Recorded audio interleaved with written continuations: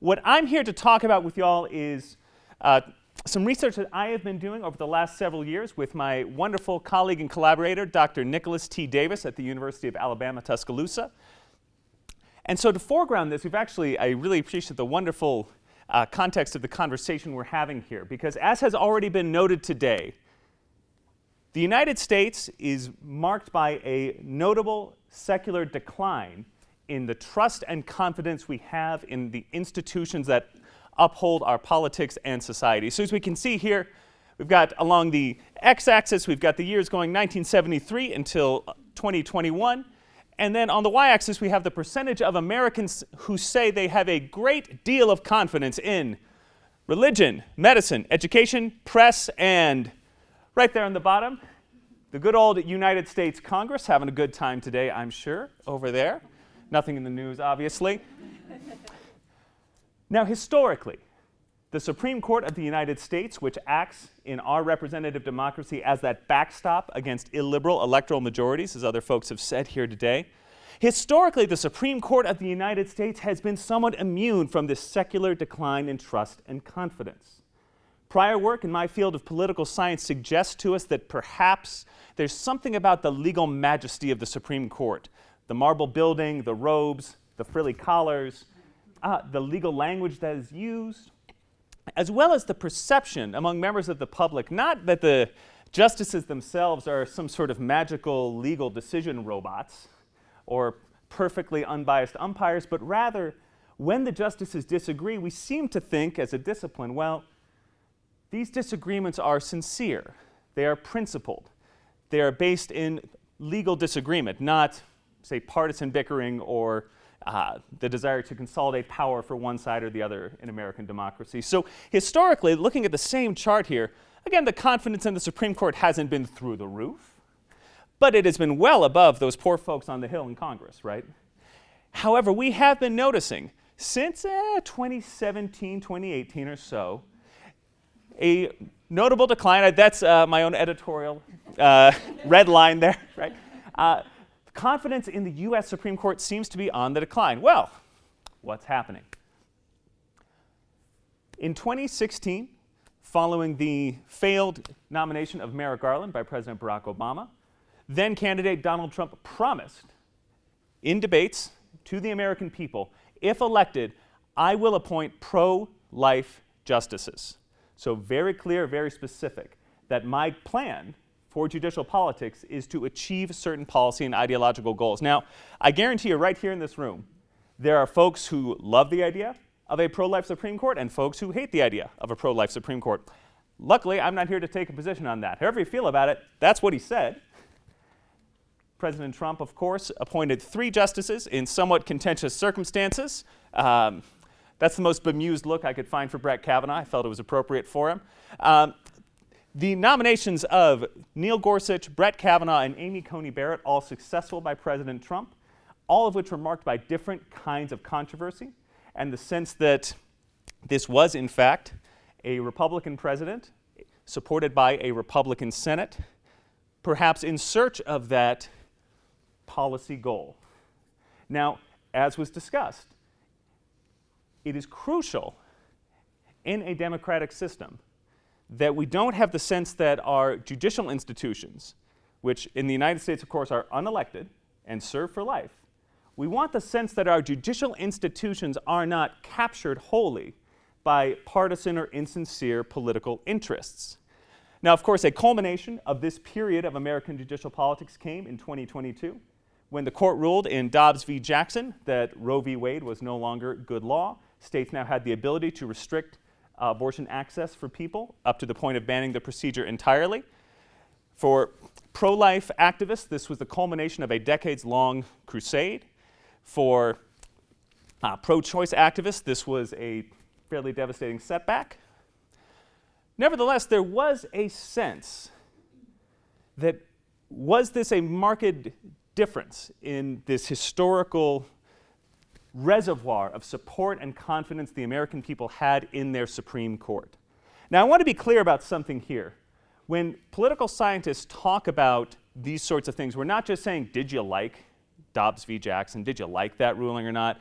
Do you like the Supreme Court? Are you happy with them? We're at something much deeper, what I'm going to be calling from here on out perceived legitimacy, or sometimes folks in my field call it diffuse support. And what that means is, in our minds, we might like these individuals at one moment in time or not. We might like their rulings or not. But perceived legitimacy comes down to the idea, do I believe this institution has the right to exist, has the right to exercise authority in our society over life, liberty, and property, and crucially, a legitimate institution is one that I believe should be obeyed when it tells us what the law is, even if I don't like that particular ruling. So we are interested in the perceived legitimacy of the United States Supreme Court. And I want to be clear here. Measuring legitimacy, again, this could be a much longer talk. If you'd like to hear about that, it won't be, to spare you all. But we measure legitimacy usually with a battery of 6, sometimes 7, occasionally as few as 3 survey questions. And they're all getting at this idea. For example, people are asked to agree with the statement, the Supreme Court is little more than politicians in robes. Or if the Supreme Court starts making decisions that lots of people disagree with, it might just be better to do away with it altogether. Those sorts of things, right? So together, Dr. Davis and I, we merged together going back as far as we could, the most high-quality data measuring this concept, perceived legitimacy in the American public of the US Supreme Court. We supplemented this with our own Supreme Court and Democracy Panel Survey conducted in 2022 and 23, funded by the National Science Foundation. We're really excited about this particular panel study because you got the same group of American citizens, a nationally representative sample, to answer the same survey battery, some other stuff, before the Supreme Court overturned Roe v. Wade, 3 days after, 2 months after, 6 months after, and just last April. So the same exact people were able to measure within your own mind, has your perceived legitimacy of the institution gone down, perhaps as a function of decisions like Dobbs? Or, if you're conservative, perhaps it's gone up. You think, well, this court is delivering what was promised to me, and I'm pretty happy about it. So what we've got here now, we have data that combines over 23,000 unique survey responses going back to 2012. And again, just to overview why we thought this was a project worth doing. We have all these moments since 2016 that suggest that the perceptions of sincere, nonpartisan disagreement and decision-making at the court might be in jeopardy in the minds of the American public. Notably, we have the Dobbs decision. Some other work by other folks has shown that we can expect a conservative majority or supermajority on the court until probably 2040 to 2060 without significant reforms. People know that. People can see that. There are 6 Republican appointees, 3 Democratic appointees. And Lee Epstein, with co-authors Brown and then Posner, has shown that this court today is more ideologically conservative in its rulings and more pro-religion than at any point since the 1930s. And again, you might love that, you might not love that. I'm not here to take a position. But this is a court that is polarized, and so we wanted to know, is it polarizing in the minds of the American people? So we have more hypotheses than this, but the big one of this work is we thought it is possible today that Democratic partisans might not just approve of the court less, but actually extend it less perceived legitimacy. Think that this institution no longer has the right to exist as currently constructed, which is damaging from a democratic stability perspective, but perhaps unsurprising given the events that might have led up to it. Here's what we found. Alrighty, so what we've got here on the x-axis, we have all these survey data points going back to May of 2012 up to May of 2023. On our y-axis is the combined perceived legitimacy exhibited by Democrats and Republicans at each survey wave. So we can see here our blue dots are our Democrats, our red dots are our Republican respondents. We can see from 2012 up until July of 2016, there is not much of a difference between Democrats and Republicans in diffuse support for the court. Indeed, at some points, Democrats are actually exhibiting higher levels. Starting in January of 2019, going into 2020, we start to see some significant shifting where Democrats are starting to systematically say, I'm not seeing this institution as legitimate anymore. Our data, the Supreme Court and Democracy Panel study, this is right before Dobbs. Democrats are already pretty low. After Dobbs, right after Dobbs, this is the lowest point we have in our data, that Democrats will extend the court the lowest levels of perceived legitimacy we have in high-quality representative survey data. Moreover, we also find that a lot of these psychological correlates and precursors for thinking of the Supreme Court as a legitimate body are also sorted along party lines. So court approval, yeah, this isn't too surprising. Our Democrats do not approve of the court the way Republicans do. No shockers there. Democrats are considerably more cynical about judicial institutions today. They view the court as politicians in robes making decisions that are based in ideology and partisan preferences. Republicans tend to not. And here's kind of a kicker. Republicans, in our survey data, are extending much more support for the rule of law than do Democrats. So when we think of the things that undergird the support for democracy and its institutions, we are seeing a sorting of these things along party lines. And this really matters for the Supreme Court of the United States.